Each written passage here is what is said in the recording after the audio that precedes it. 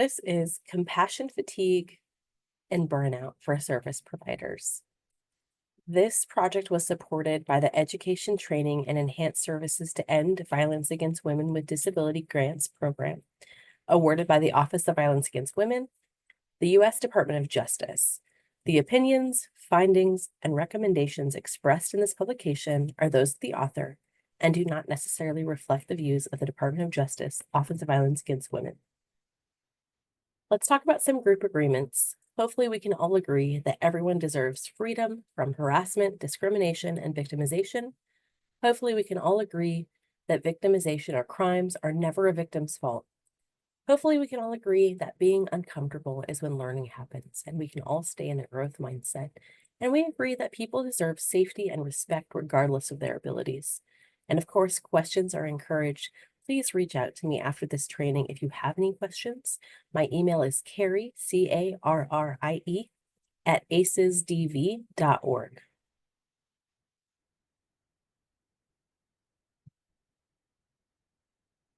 During this training, we're going to define compassion fatigue and burnout.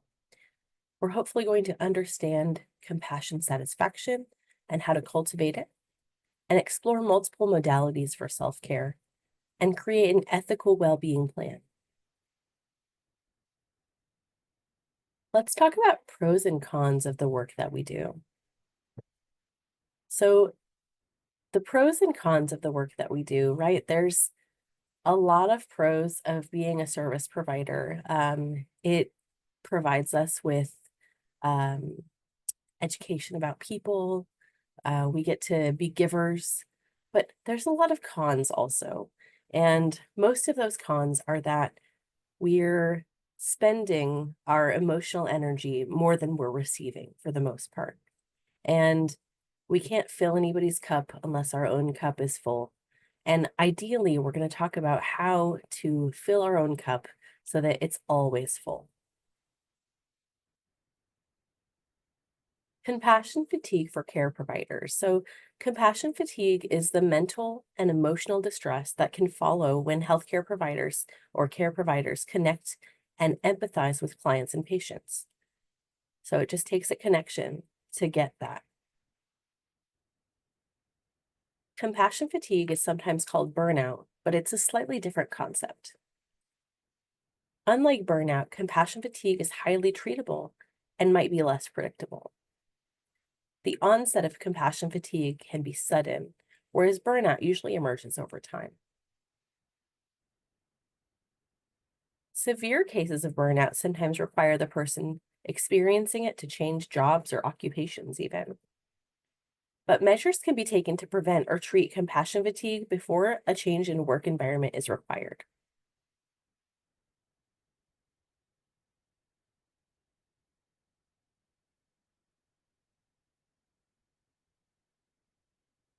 So the symptoms of compassion fatigue. Compassion fatigue can take a physical, mental, spiritual, and emotional toll on the people who experience it. The symptoms of compassion fatigue. People might experience chronic physical and emotional exhaustion or depersonalization, which is a distant or indifferent attitude toward work. It manifests as negative, callous, or cynical behaviors, interacting with colleagues or clients in an impersonal manner. And it might be expressed as unprofessional comments directed toward coworkers, blaming clients for their problems, or the inability to express empathy. The feelings of inequity toward the helping therapeutic or caregiver relationship as well. People might act irritable. They might have feelings of self-contempt, hate for themselves.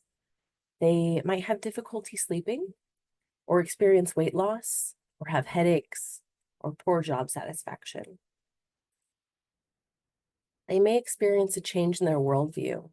The transformation or change in the helper's inner experience as a result of responsibility for empathetic engagement with traumatized clients.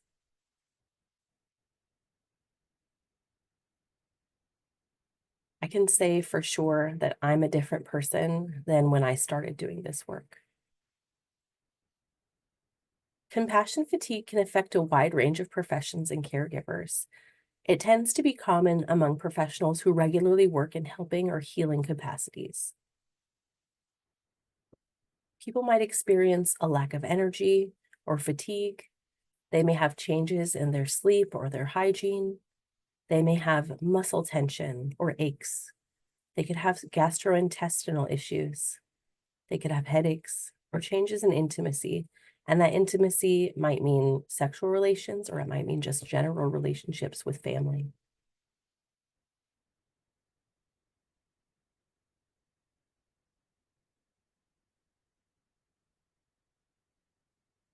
They may have behavioral reactions such as decreased motivation, nightmares, feelings of ambivalence or detachment.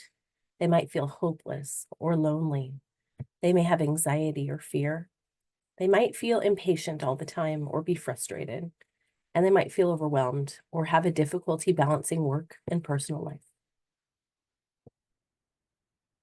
They may have behavioral reactions. So they might withdraw from social circles, which is like a slow burn. They may have a change in their worldview and become cynical. They may experience imposter syndrome where they can't decide if they're actually doing a good job or not. They may experience grief, which is nonlinear. So it's not like it's, less and less every day. It could be one day a lot, one day a little. They may experience guilt and they may neglect their own needs as well.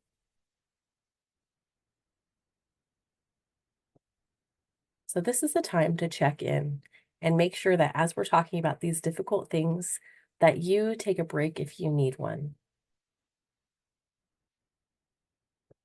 We're going to talk about compassion satisfaction. So Middleton's conceptual model of compassion fatigue, part 1, is burnout plus secondary trauma can lead to compassion fatigue.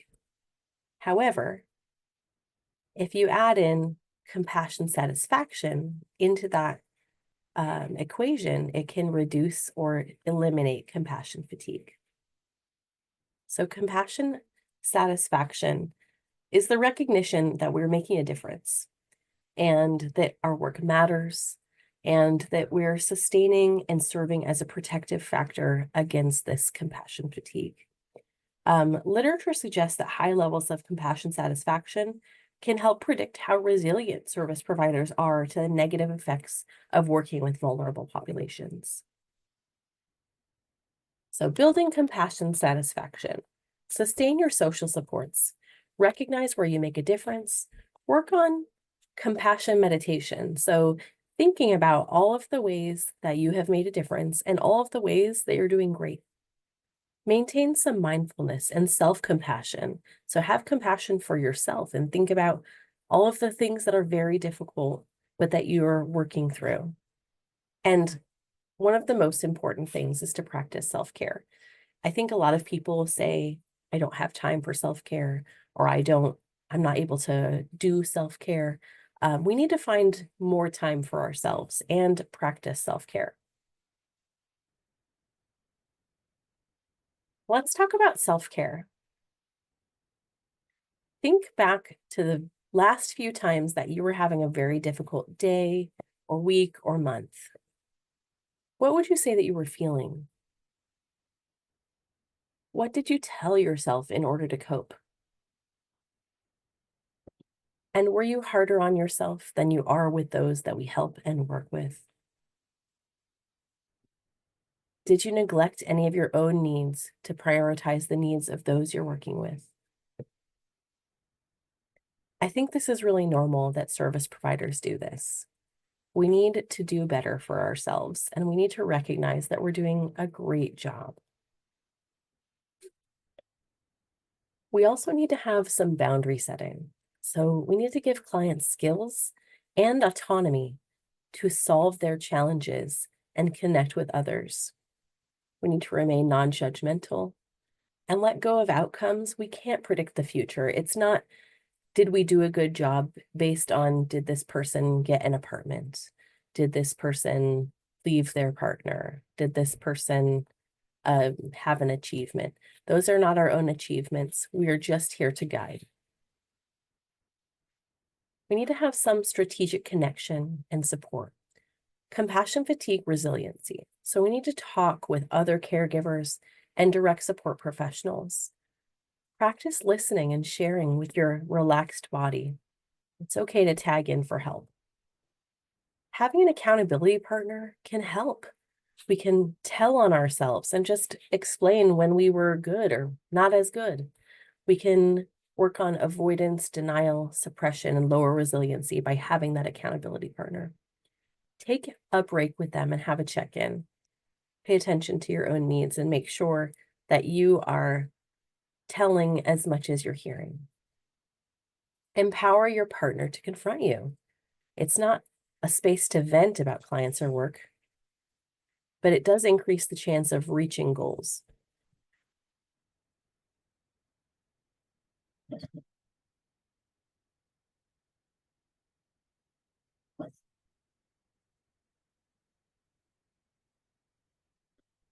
Let's talk next about emotional self-care.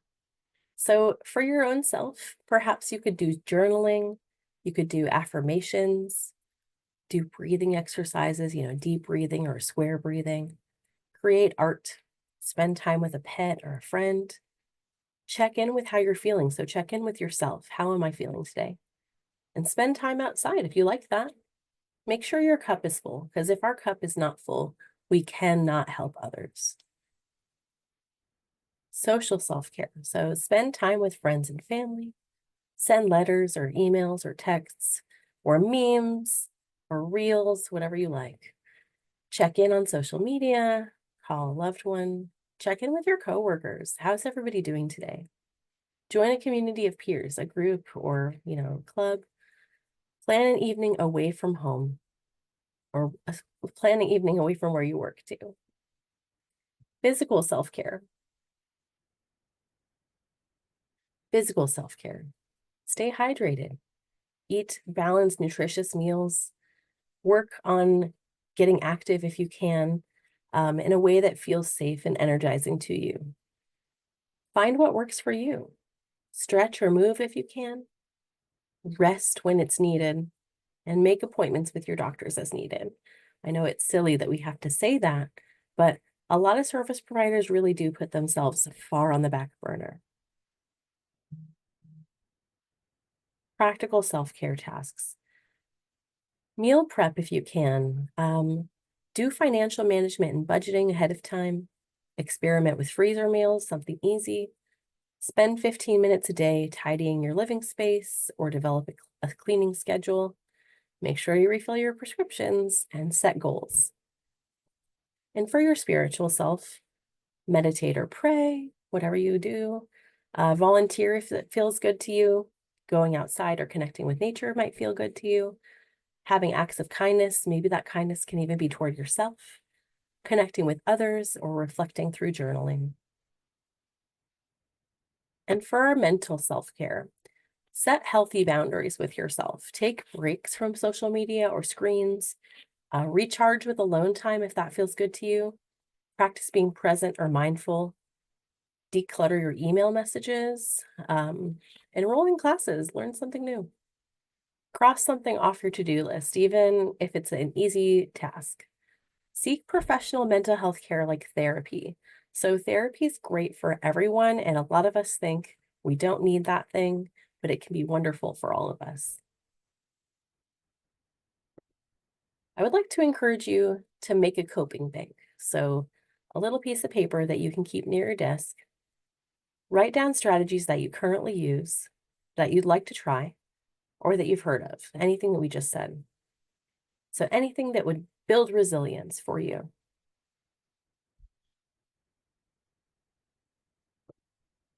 Just a few more ideas.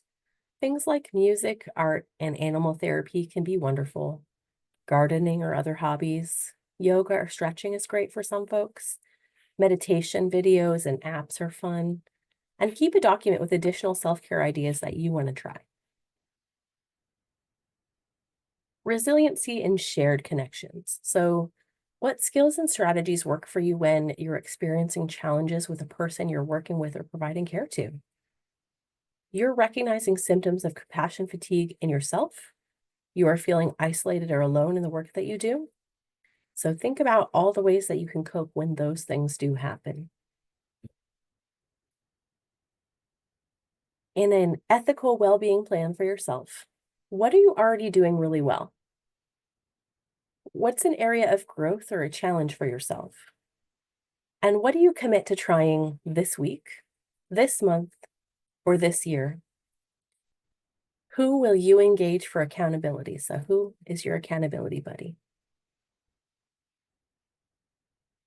And this is a quote for you.